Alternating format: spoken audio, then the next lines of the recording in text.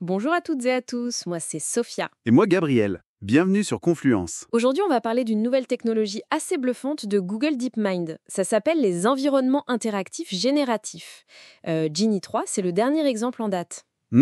Imaginez un peu une IA qui crée un mini-monde virtuel interactif en temps réel. C'est pas juste une vidéo générée, quoi. Non, c'est plus que ça. Ce n'est ni un moteur de jeu comme on connaît, ni un simple simulateur physique. C'est un mélange un peu nouveau. D'accord. Chez DeepMind, ils appellent ça un modèle du monde. L'idée clé, c'est que le système apprend comment un environnement fonctionne, sa dynamique, ses règles implicites. Comment ça, implicite ? Juste en regardant des tonnes et des tonnes de vidéos. Il n'y a personne qui code la gravité ou comment les objets rebondissent, par exemple. Ah oui. Non, la cohérence du monde, elle émerge d'elle-même de cet apprentissage massif. L'IA découvre les règles. Elle ne fait pas que les appliquer comme dans un moteur de jeu classique. C'est ça la grosse différence. C'est fascinant, ça. Bon, alors aujourd'hui, notre mission, si on veut dire, c'est de comprendre d'où ça vient, cette techno, qu'est-ce que Genie 3 apporte de neuf, quelles sont ses limites actuelles, et surtout, pourquoi ça pourrait être important, notamment pour entraîner d'autres IA. Pour bien mesurer le saut fait avec Genie 3, c'est pas mal de revenir un peu en arrière. Genie 1, c'était le début. Entraîné sur des jeux de plateforme 2D, des jeux vidéo quoi. C'est ça. Et le truc assez malin, c'est qu'il a appris tout seul les actions de base. Sauter, aller à gauche, à droite, sans aucune étiquette, sans qu'on lui dise « ça, c'est l'action sauter ». Exactement. Et il a même développé des trucs pas prévus, comme un effet de parallaxe, genre 2.5D. Déjà pas mal. Pour un modèle qui apprenait juste sur des vidéos sans pouvoir interagir lui-même pendant l'entraînement. Oui, c'était une première étape intéressante. Et puis, 10 mois plus tard, paf, Genie 2, là, on passe à la 3D et ça tournait presque en temps réel. Visuellement, c'était plus propre aussi, meilleure gestion de la lumière, ce genre de choses. Et il y avait cette idée de mémoire les objets. On pouvait regarder ailleurs, revenir, et l'objet était toujours là. Oui, une amélioration de la cohérence temporelle. Mais ça restait assez court, genre une vingtaine de secondes de simulation, pas plus. C'est ça. On avait aussi vu d'autres projets un peu similaires. Je crois qu'il y avait une IA qui simulait le jeu Doom. Ça montrait déjà le potentiel. Tout à fait. Mais là, avec Genie 3, on change vraiment d'échelle. On parle de résolution 720p, c'est déjà pas mal. Un rendu quasi photoréaliste. Ah ouais. Oui, une interaction fluide, en temps réel, et surtout une stabilité sur plusieurs minutes. C'est plus le petit gadget de 20 secondes. Là, on a un environnement qui tient la route plus longtemps. D'accord, plusieurs minutes, là ça commence à être sérieux. Et l'interaction, ça se passe comment ? Toujours avec une image comme point de départ ? Non, et ça, c'est une grosse évolution par rapport à Genie 1 et 2. Maintenant, on interagit avec une invite textuelle. C'est beaucoup plus flexible. Ah, comme pour les générateurs d'images ? Exactement. Et il y a une fonction assez unique.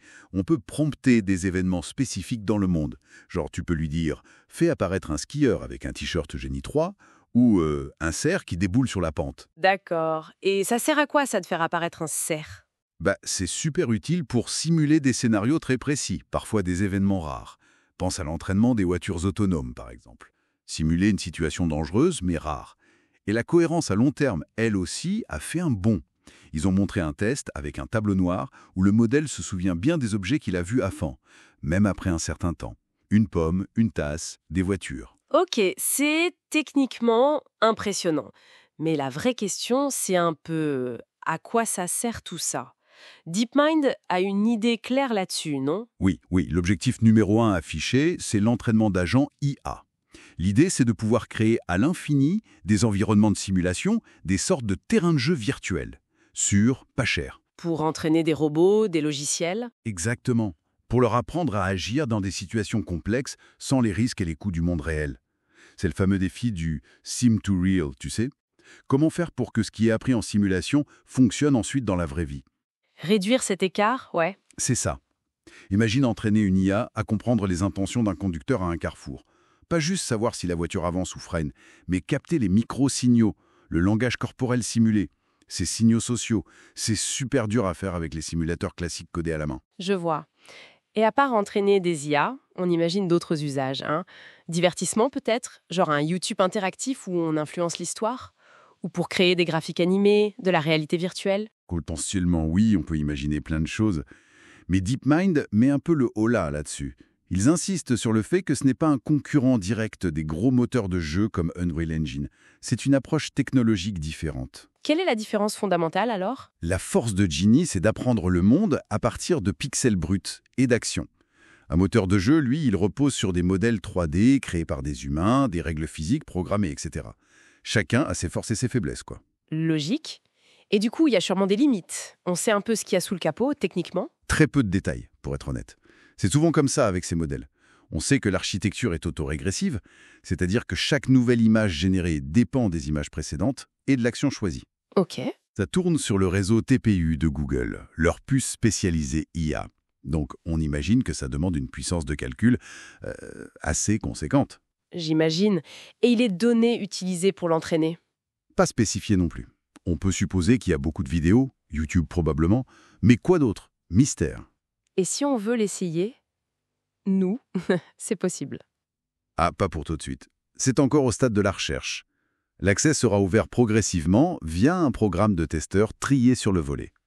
Il y a aussi des questions de sécurité, évidemment. D'accord. Et comme limite actuelle, qu'est-ce qu'on sait d'autre? Pour l'instant, on ne peut contrôler qu'un seul personnage ou agent dans la simulation. Le multi-agent, c'est prévu, mais pas encore là. Le modèle peut aussi avoir du mal avec des concepts très spécifiques qu'il n'a pas vus pendant l'entraînement. Genre simuler une bataille historique précise s'il n'a pas eu de données là-dessus. Il ne va pas l'inventer. Non. Sa créativité est guidée par l'invite textuel. Il ne va pas générer spontanément des événements totalement fous et inattendus si on ne lui demande pas quelque chose qui s'en approche. Et la fiabilité. Est-ce qu'on peut vraiment lui faire confiance pour simuler des choses importantes, genre ces fameux événements rares pour la conduite autonome, les signes noirs? C'est encore une grosse question. On peut prompt des événements rares s'ils sont connus, s'ils existent dans les données d'entraînement, mais simuler l'inattendu total, le vrai signe noir, c'est un défi immense pour ce genre de modèle. Il y a toujours un risque que ça déraille ou que ça produise des choses absurdes, un peu comme l'histoire des tortues à l'infini. Bon, pour résumer, Genie 3, c'est quand même un sacré pas en avant. Le réalisme, la durée de simulation, l'interaction par texte, ça ouvre des perspectives assez énormes. Surtout pour ce qui est de l'entraînement d'IA, pour les rendre plus robustes, plus adaptables, grâce à ces simulations riches et plus sûres que le monde réel. Exactement. Et ça ouvre une réflexion assez vertigineuse, je trouve.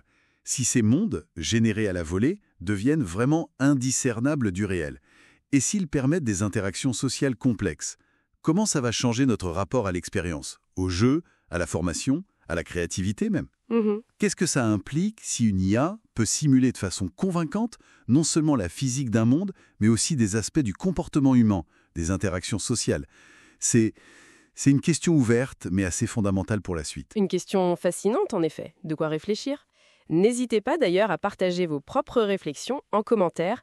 Et si cette exploration vous a plu, pensez au petit pouce bleu, à l'abonnement, ça nous aide beaucoup. On se retrouve bientôt pour une autre analyse sur Confluence. À bientôt!